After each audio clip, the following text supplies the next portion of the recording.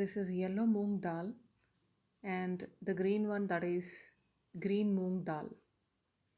If you can see this yellow moong dal, this is super clean and shiny, skinned and split so that they are very flat, yellow and quick cooking.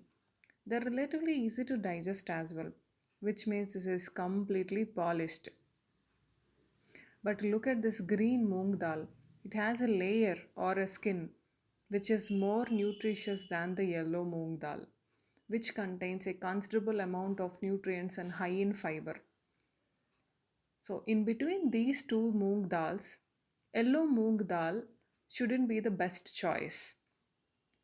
Green moong dal will be the right option for your baby, especially during constipation.